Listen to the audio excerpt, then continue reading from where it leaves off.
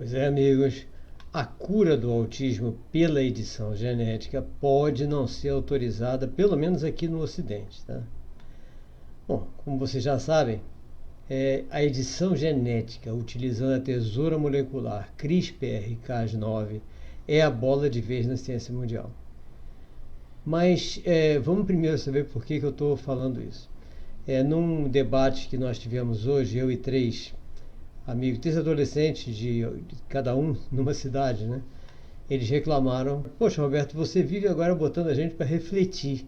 Em vez de você ensinar, você manda a gente pensar, refletir, para dar uma opinião sobre um assunto tão complicado como esse. Sim, mas é isso que nós temos que fazer.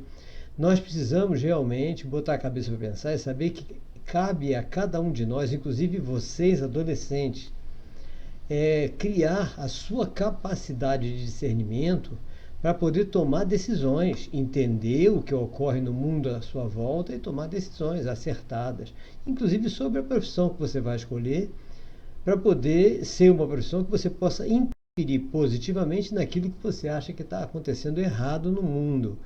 Isso é importante numa busca de uma profissão, tá? Mas vamos então ao assunto que chamou a atenção deles, tá? Foi sobre a edição genética. Então, como eu falei, todos nós sabemos que o mundo está usando a tal da CRISPR-Cas9, então os cientistas estão buscando uma porção de experimentações com essa tesoura que passou a ser a bola da vez na ciência mundial. Bom, como grande parte das doenças são provenientes de uma mutação genética ou de um erro nas chaves liga-desliga das programações que existem no DNA, parte dos cientistas resolveu investir nas técnicas para consertar defeitos nesses genes. Então, se o gene está com defeito, por que não tentar consertá-los? Algumas tentativas são por meio de químicas, mas essas é por meio da edição deles. Como é que seria isso? É como se a tesoura molecular CRISPR-Cas9, que é a mais famosa, cortasse aquela fita do DNA, né, e editasse a sequência que está incorreta, consertando ela e depois reinserindo a fitinha já consertada, já editada, na parte do DNA que foi tirada. Bom, edição de gene, na realidade, isso que eu falei, não é uma coisa nova. Embora só agora a ciência tenha se tocado com essa possibilidade realizada em laboratório. Por que isso? Isso porque desde 1940 que dois cientistas, pesquisando bactérias e vírus, etc., eles fizeram um registro de ter observado um vírus editando um gene de um DNA numa bactéria. Bom, mas agora a ideia da edição viralizou, ou seja, tomou conta do mundo, ainda mais depois que aquele cientista chinês He Jiankui editou dois gêmeos que nasceram imunes à AIDS.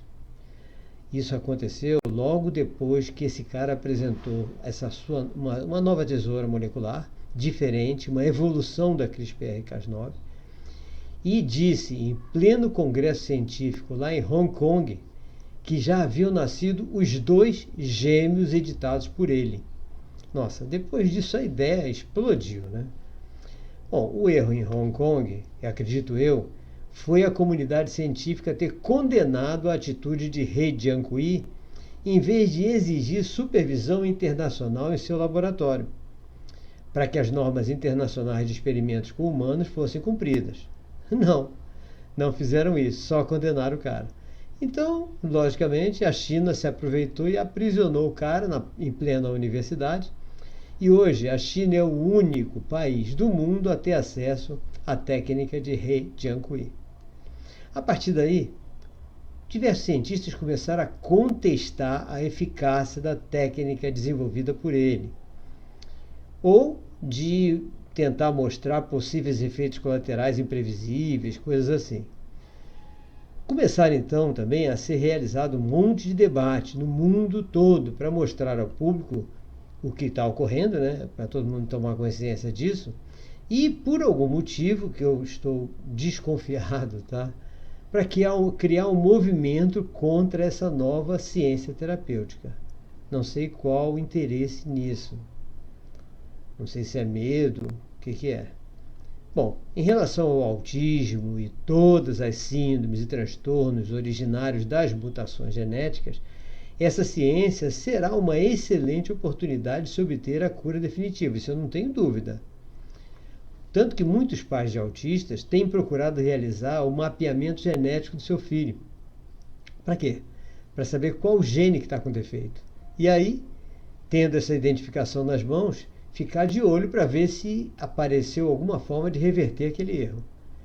Mas para isso a gente precisava apenas esperar pela evolução das técnicas de edição e das pesquisas. Agora, entretanto, além da gente ter que esperar, nós precisamos que tais técnicas sejam realmente autorizadas, já que os movimentos estão aí aparecendo contrários a ela.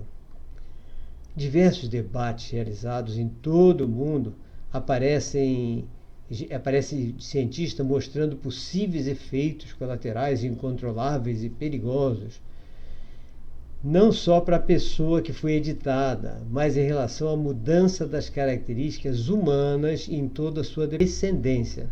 Tá? Pode parecer coisa de ficção científica, né? Mas é pura realidade atual. Hoje mesmo, eu estava assistindo um debate, logo depois que conversei com ela, foi antes de conversar com os meninos. Esse debate foi em Doha, capital do Catar, onde 3 cientistas, Julian Savulescu, Jami Metz e Kate, que eu não me lembro, não consegui pegar o nome, não entendi o sobrenome dela, mostraram seus pontos de discordância. Julian, Jami e Kate. Para o Dr. Julian, a humanidade tem obrigação moral de dar todo o apoio à edição genética, porque só ela poderá salvar vidas que estão condenadas a vegetarem sem sentido algum devido a um gene que pode ser simplesmente editado. Eu concordo com isso também. O Dr. Jami, embora sem condenar a edição genética, aponta para a necessidade de se criar meios de controle ético efetivo para toda a pesquisa epigenética, para evitar que, em vez de consertar defeitos, estejam construindo super-homens e, portanto, modificando a própria natureza humana. Isso já existe muita gente tentando fazer isso mesmo, isso é real. Já para a doutora Kate, toda edição genética deve ser proibida e execrada, por constituir uma interferência científica na evolução natural do ser humano e, portanto, poder eliminar características que ainda nos diferenciam das máquinas e das inteligências artificiais. Por enquanto. Bom, esse programa deu oportunidade, esse debate, deu oportunidade do público dar a sua opinião durante todo o programa, né? E, para meu espanto, a ideia mais votada foi a de Kate, que desejava o quê? Proibir e execrar todo e qualquer estudo sobre a edição genética. Bom, por enquanto, então, pelo que parece, o mundo, a população ainda tem medo de alterações no ser humano, ainda mais alterações que possam, por algum motivo, mudar a sua natureza.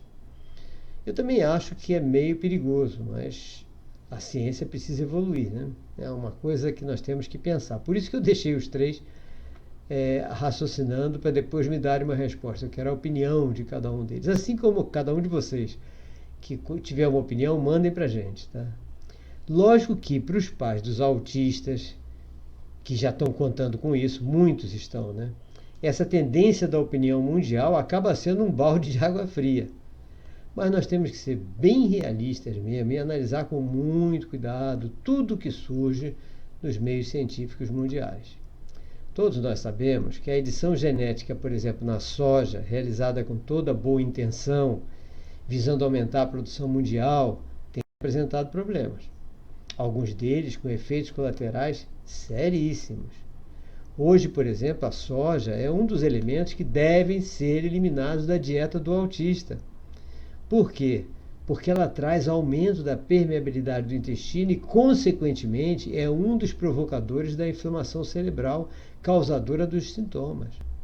Nesse ponto, a soja só perde para o glúten. Esse, então, é o pior de todos. Bom, se a soja, com a edição dela, é a soja transgênica, né, perdeu sua natureza anterior e por isso trouxe problemas de intolerância aos autistas, aos TDAHs e às outras síndromes e transtornos, será que não vai haver alteração também no ser humano editado? Tem muita coisa a discutir ainda sobre isso. Então, em vez da gente esperar pela edição genética, o que nós temos para nossos filhos autistas ainda é a redução dos sintomas pelo seu equilíbrio orgânico-psíquico, que vai começar como? Com a eliminação de todos os vermes e parasitas, e logo depois a eliminação do glúten, soja, caseína, corante, conservantes, açúcares da alimentação e a complementação vitamínica.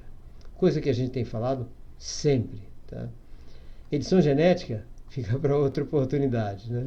Quem sabe a evolução epigenética nos mostra caminhos mais seguros mais tarde. Bom, gente, mandem suas dúvidas, seus questionamentos para nosso e-mail, robertoanderson@gmail.com, ou escreva no próprio comentário aí embaixo no nosso canal. Tá? Inscrevam-se no nosso canal, curtam, ativem o sino de notificação, compartilhem com seus amigos. E é sempre um prazer estar conversando com vocês. Um forte abraço. Amigos, a transformação social é possível e pode começar dentro de uma sala de aula, não exclusivamente por meio da educação escolar, mas sim pela reestruturação das famílias a partir da conquista dos alunos, por meio da capacitação dos profissionais de educação.